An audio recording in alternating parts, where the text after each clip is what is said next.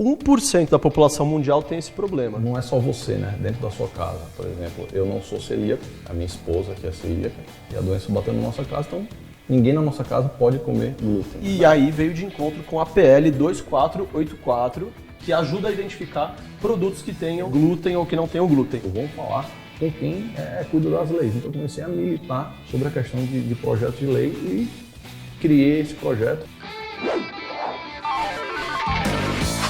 Nosso entrevistado de hoje fez de sua doença uma oportunidade para ajudar outras pessoas. Ele é líder do movimento Celíacos do Brasil.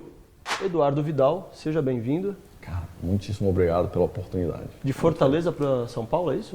Cara, de Fortaleza para Itália, da Itália para o Rio de Janeiro, do Rio de Janeiro para São Paulo. Percebi até um sotaquezinho italiano aí. Para. Essa sua questão de celíacos, quando a gente entrou em contato, eu confesso que eu sabia um pouco por cima, mas depois eu fui descobrir que 1% da população mundial tem esse problema. E não é pouca gente não, né? Cara, não é pouca, não é pouca. Existem outras doenças que são mais faladas e tem um número muito menor de pessoas que sofrem com a doença, né? E se você avaliar um pouco a doença celíaca, que você não pode comer nada relacionado ao glúten, não é só você, né? Dentro da sua casa. Por exemplo, eu não sou celíaco, a minha esposa que é celíaca, e a doença bateu na nossa casa, então ninguém na nossa casa pode comer glúten, né? Mas bateu como? Como que foi assim? Sua mulher passou mal? O que foi o primeiro sintoma ali que chegou nela? Cara, passou mal. Minha mulher é médica, ela é pediatra neonatologista e ela trabalha em UTI, né? UTI neonatal. E aí ela começou a passar mal, muita vontade de ir no banheiro, então diversas vezes ela foi evacuar e ficou evacuando depois de diversos dias. Acho que no quarto dia ela falou, amor, acho que a gente precisa checar o que é isso, né? Apesar dela ser médica, ela falou, vamos esperar um pouco, e foi esperando no quarto dia, ela falou, melhor a gente checar isso. A gente foi num gastro, o gastro não identificou, e foi até interessante que nesse dia que ela foi no gastro, o gastro falou, vai para casa, vamos acompanhar, e a gente não conseguiu o acompanhar, tipo, ela se sentiu muito mal nesse último dia, e a gente foi no gastro de novo, voltou no gastro no dia seguinte, e aí ele falou, a gente precisa internar. E aí a gente foi pro hospital e ela foi internada, foram 3 dias de internação. Nossa. E aí diversos exames para identificar, ninguém sabia o que era. E aí, graças a Deus, foi a doença celíaca. A gente estava imaginando algo Graças mais. a Deus, porque vocês saberiam como seguir com o tratamento. Aí, se fosse uma outra coisa, eu ia falar, ixi, e aí, né? Na verdade, a gente não imaginava naquele momento que poderia ser doença celíaca, nem o que poderia ser o que era a doença celíaca, né? Uhum. A verdade é essa. A Ana, sim, porque ela é médica, então entende mais, mas ela não cogitou isso nas nossas conversas lá no hospital. Diversos exames, agora vamos seguir para um exame. Depois, no 3º dia, vamos seguir para o exame X. E aí foi quando fizeram uma biópsia do intestino dela e aí foi diagnosticada a doença. Foi uma doença que apareceu dentro da sua casa, na verdade. Foi uma experiência ali com a sua esposa. Isso. Mas também não deixa de ser uma mudança para você, porque a partir do momento que a sua esposa ela é celíaca e vocês fazem as refeições juntos, sim. Imagina na hora de cozinhar, não pode cair trigo na frigideira, na panela, nada disso porque isso vai afetá-la, né? Então você acaba que, eu percebi que você é um cara magro, você se alimenta pouco de glúten também? Cara, de verdade, tipo, na nossa casa não entra mais glúten. Algumas pessoas são bem, como é que se diz, a minha esposa diz, cara, calma, tá muito neurótico com tudo isso. Mas como eu leio bastante sobre isso, ela tem uma expertise maior. Mas dá uma escapadinha, tomar uma cerveja no bar ali? Ah, não, eu não bebo. Não bebo nada de álcool, nunca bebi, na verdade. Mas eu como algum pão francês, uma vez ou outra, não sem contar pra ela, né? Não, ela sabe. Ela sabe, ufa. Ela sabe. E ela às vezes fala, cara, relaxa, relaxa. Tipo, não é bem assim. Mas na nossa casa não entra nada de trigo, de centeio, nada de que tenha glúten entra na nossa casa. A moça que trabalha com a gente já se adaptou também a isso.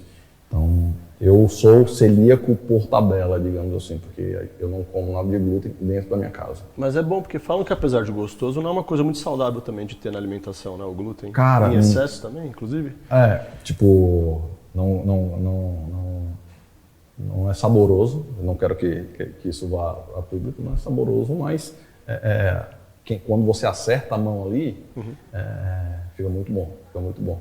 Então, produto sem glúten não tem um sabor que vocês que comem glúten estão acostumados a comer. Essa é a verdade. Parte dessa rotina de vocês, que é interessante, que você comenta que a ida ao supermercado, ela faz com que você tome muito mais tempo, porque você precisa ficar investigando. Eu sou uma pessoa que não come carne de porco, por exemplo. Então, quando eu vou comprar alguma coisa que tem algum blend de carne, você sabe que tem aquela mistura Sim. toda. Eu tenho que ver se não tem carne suína no meio. Sim. E aí eu fico imaginando que para vocês, que vivem com essa questão, também tem toda essa dificuldade de você tomar tempo. E aí veio de encontro com a PL 2484, que ajuda a identificar produtos que tenham glúten ou que não tenham glúten. Me explica melhor essa sua ideia.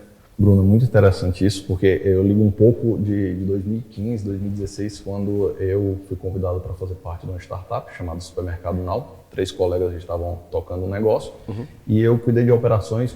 Toda a operação foi elaborada por mim, então fui para supermercado, fazia toda a operação de atendimento ao cliente. E em um determinado supermercado, a gente só tinha um supermercado parceiro naquela época, quando a gente estava iniciando, tinha uma ilha só com produtos sem glúten, né? Porque ali na região da Vila Nova Conceição, o pessoal tem esse costume de comer produtos sem glúten, especificamente lá nesse supermercado.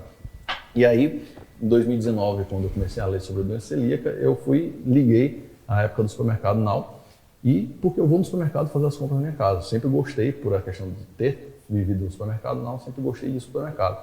E então, falei, putz, que cansativo, que chato, eu tenho que olhar todos os rótulos. Cara, não faz sentido. Aí continuei pesquisando, vi a questão da quantidade de pessoas. Eu sou estrábico e tenho uma dificuldade de ler sem óculos. Eu também sou. Olha só. Esquece, sem óculos, cara, eu não consigo ler. Então, me cansa um pouco ler. E aí eu falei, poxa, a gente precisa resolver isso. Quantidade de pessoas que têm problema de visão, quantidade de pessoas que não têm condição financeira de trocar o óculos no período correto, quantidade de idosos que não conseguem ler. A gente precisa resolver esse problema. Então aí entrou um pouco da veia empreendedora. Tipo, vamos falar com quem cuida das leis. Então eu comecei a militar sobre a questão de projetos de lei e criei esse projeto. Fui abraçado por um deputado federal e estamos aí na militância para Quem que é o deputado? André de Paula. André de Paula é o segundo vice-presidente da Câmara.